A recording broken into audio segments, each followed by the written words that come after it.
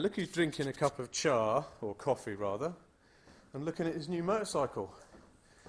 It's Mr. Charlie Oakman, and his new bike for the year, which is, Charles, the Triumph Street Triple RS. Now this is the top spec one, isn't it? Yeah, top spec. So basically, Triumph have brought out 4 new models this year. There's the R, there's the S, there's the 675 version, which is also a 2, but this is the RS, which is top spec. And what makes this more top spec than the rest? Well, basically, looking around the bike, you've got. I'll start on this side. Basically, Ohlins with a piggyback. Yep. You've got Brembo M50 calipers. That's ridiculous on a bike like this. Which is ridiculous on a bike like this. You'd expect that on a Elite class. And these look like Showa forks. You've got Showa forks on the front. They're BPFs as well. What does that mean? Big piston forks, BPF forks, big piston fork. Why do you say big piston forks? Well, I don't know, you know. Okay, so it's got BPFs. Yeah. And basically, if you come around here, you've got a quick shifter standard. Mm-hmm. But where all the beauty really lies is within the brand new 765 engine, which you're also going to get in the R, you're also going to get it in the S. And this is the base engine that's going to be going to Moto 2 for 2019. Well, this engine especially, right? Because this engine is it's essentially like a racier version, isn't it? Yeah, absolutely that. And there kind of lies the problem. Because you obviously went and took the bike on the dyno. Yeah, I've tracked it, and I've been up on the dyno up at JHS. Let's have a quick look at that right now. Okay.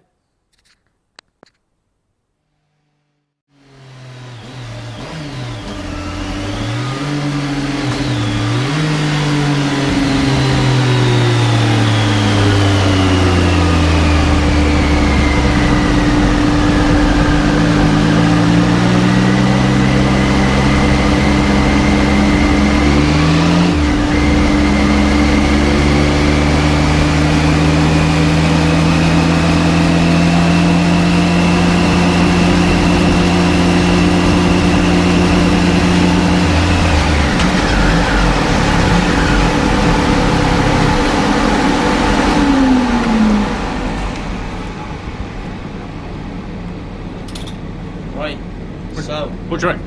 What's the results? So we did a couple of different runs. This is our 4th gear runs. So our best run in 4th gear was 117 horsepower and 54 pound-foot by newton meters.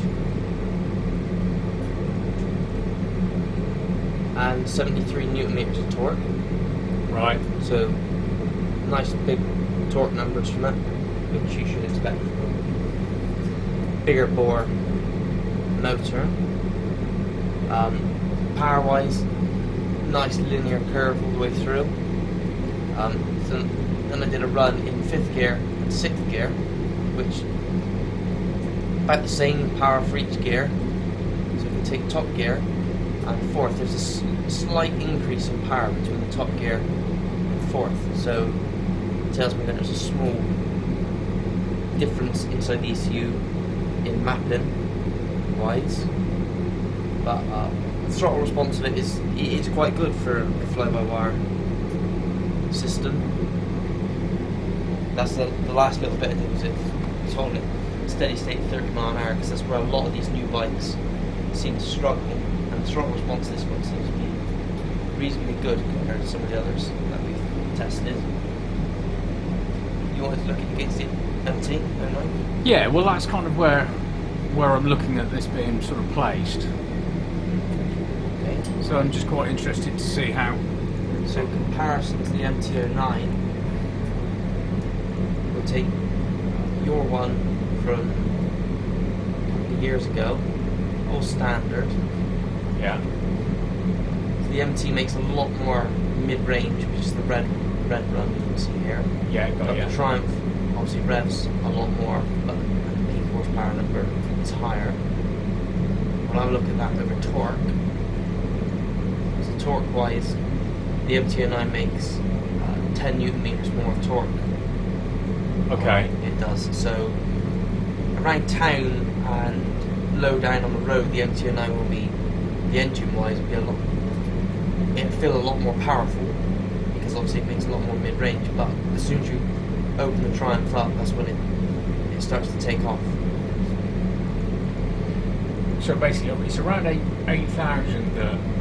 Around 8,000 is when the Triumph starts to take off and the MT09 hits its peak for torque. Yeah. And it's nearing its peak for power. Right. As well. So the Triumph, you've still got another 4,500 RPM left to play with, whereas the MT, you're at your peak sort of point near enough there.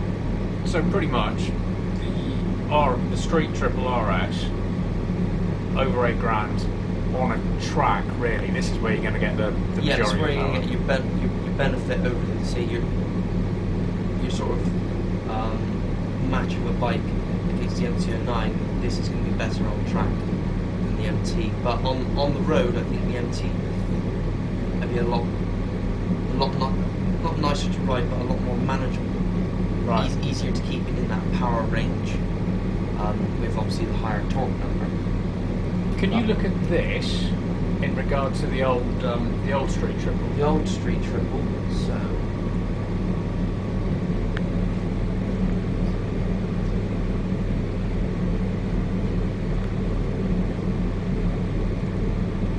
that'd be the tooth.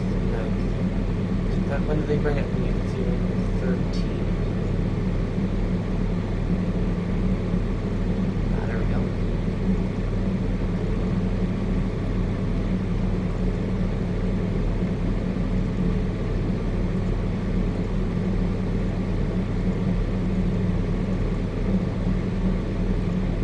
Yeah, so compared to the old 2014 Street Triple, Yeah, which is obviously a 675 engine. yeah, the new 765 is up nearly 20 horsepower, Yeah. peak power, and up 10 newton meters on torque, up from 95.62 to 117, 73. So And this is against the Street Triple R. yeah, this is isn't it? against the normal Street Triple from 2014 base model one.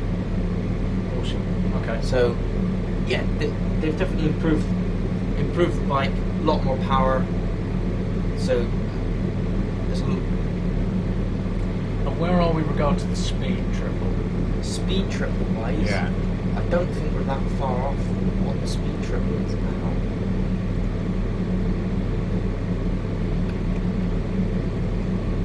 So this is the Speed Triple R 1050.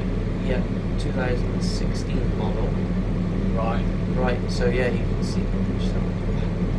So power, we're sort of the same peak power number. So you've only got two. Yeah, like 2 horsepower, but you can put that down to condition. So our peak power number between the new 1050R and the new 765, there's nothing in it, top peak power wise. But where the 1050 makes it is on its torque. The torque is around 100 newton meters. Right. Whereas compared to the 765, it's only at 73. But that's something that's always a problem with lower capacity bikes. It's obviously usually don't make as much torque as a bigger bike. No. So All wheels. That's awesome. quick shifter's very nice. Yeah. Well, yeah, it works nice, and the dash is quite funky. Dash is probably funky. Yeah. Yeah, I like the I like the colour of the rev counter. It changes the red when you get up to the higher RPM range. Oh, I see that all the time. Right? Yeah. Actually, and you were saying about the clutch. Yeah, the clutch is ever so light on it. Not felt a clutch that light for a long time. Very light. It doesn't feel like a cable clutch. It feels like a hydraulic one. Right. Okay. Yeah. So you've only had it on the dyno. You haven't been out on the road on it or whatever. But what's your overall impression so far? Overall impression, I think it's still got. You can definitely tell it's a Triumph with certain build quality and some of the parts that are used on it and the styling of it. But over the old one, I think it's a lot more road friendly to ride, a larger spread of power and torque, and definitely the throttle for new model bikes that are coming out. The throttle response of it is reasonably good. Awesome. Well, thank you very much. Can I have it back now? Right, mate. Well, we've just seen it on the dyno, and you said before, here lies the problem. Now, some people might not think that 117 horsepower is a problem, because that's quite a nice figure. Wait, let me clarify that. When I say it's a problem, it's not a problem for me, okay? And it's not a problem for most people. It might be a problem when you're getting up into the higher sort of levels of racing, etc., due to the fact that the delivery is all at the top end. Okay, so that's when you're getting your peak performance 8-9 grand higher, and then this is where this bike really comes alive. The difficulty with that, or the difficulty I have with that, is that to be doing those sort of speeds and to be actually getting the most out of this bike, you want to be on track. Yeah. Now, you've been on track, right? Yeah, I've been on track, and yeah, it does everything that I'm saying it will do. It's phenomenal on track. It's great. But if this is a track weapon, it's naked. Yeah. If you're going to get a track weapon, surely you're going to get this sort of engine in a Supersport frame. Well, we bloody well hope so, mate. Well, you would have thought so. Wouldn't you? Yeah. Which is basically why people have been talking about the R model and the S model above and beyond the RS, because this is just too much, too focused at the top end. So how does that sort of work for a bike that you want to put around the roads on?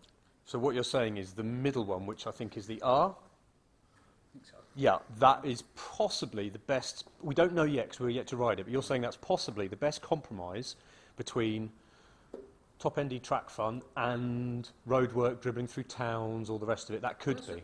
That's what you've got to look at. I mean, basically, you will have seen from the dyno that what we actually did was put this up against the MT-09. All right?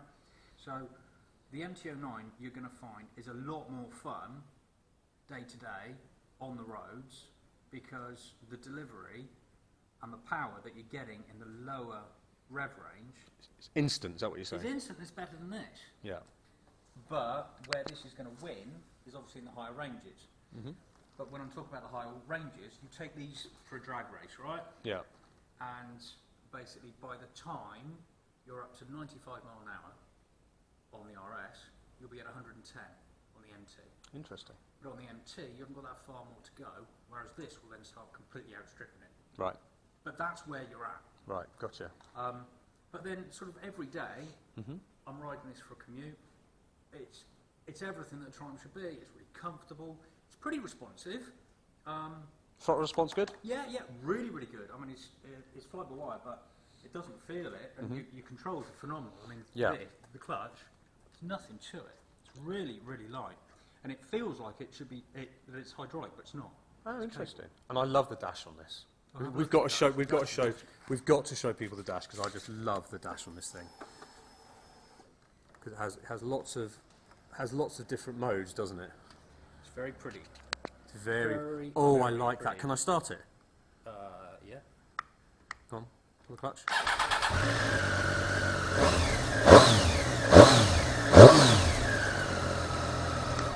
See, for someone like me, I'm traditional that. For a rev counter, I like a rev counter. You see, I'm not a massive fan of these bars, but that's not the only option on this, is it? No. But basically, if you look around the dash, here you've got your modes, your rider modes, okay. And if I have a quick flick through, okay, basically, look, let's go to styles. So that is one style. With the rev counter thing on the side, On right? the side, that's the second style. Ah. Kind of go round, and you've seen style 3, which is obviously what I've been riding on. Yeah. But that is only 3 of 6 that you can get. So Wow. if we come across here, then basically you can see once again this. I mean, it's a beautiful menu that you've got here. I mean, it's really very easy to play with. So let me just show you the display setup. So basically, go to your theme. So obviously, we were looking at theme 1. Go down to theme 2, and then you've got another 3 styles. So go to that, come out of that, Like so. and there we go. So let's give that a whirl.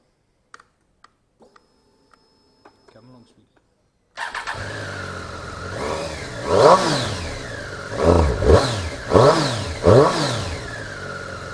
So that's a little bit different. And then if you can go down, Yeah. there's another one, and that's pretty. That's very different. Style 3. So this is basically those styles are you get all 6 Yeah. with the RS, but you only get 3 of those with the R. Oh, and okay. with the S. So that's another addition. Little to perk this model. you get Yeah, with this it's a model. perk. Yeah.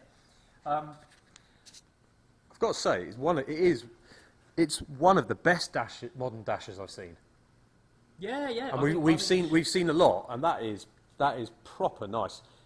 It's probably a huge amount of money this is stuck on this bike. Well, to be fair, it's a nice way of doing it.